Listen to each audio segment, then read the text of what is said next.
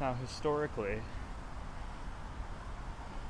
once I've gotten to the top of my backswing, a lot of people, including myself, will lead with like the right shoulder.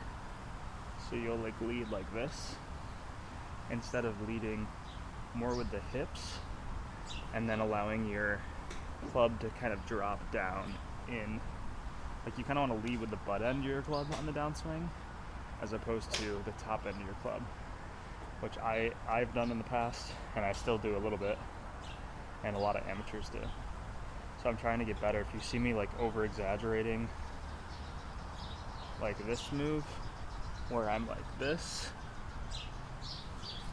that's what I'm trying to do, is just get like basically push my left hip down to start my downswing, and then try to feel like my right elbow is like almost beating my left elbow to the bottom.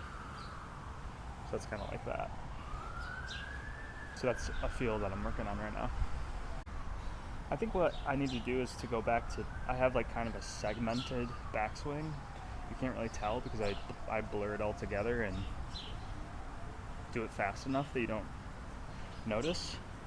But when I was starting my swing change, and something that really clicked for me was to go to position 1, which is essentially when like my right hand gets to my right thigh. That's kind of my first part of my backswing. And then my second part is once I get to that position, that's when I start to hinge and kind of rotate up. So a lot of times people think like you're like rotating your arms like around, kind of like a baseball swing, right?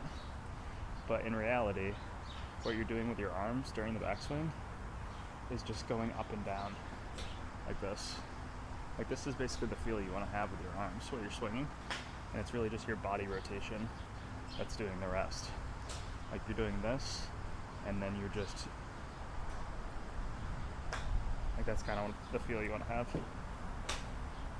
So I think I need to go back to, I was trying to make everything more fluid and try not to think about it as much, but I think if I can get more consistent in this 1, 2, 3, I think that'll help me be more consistent.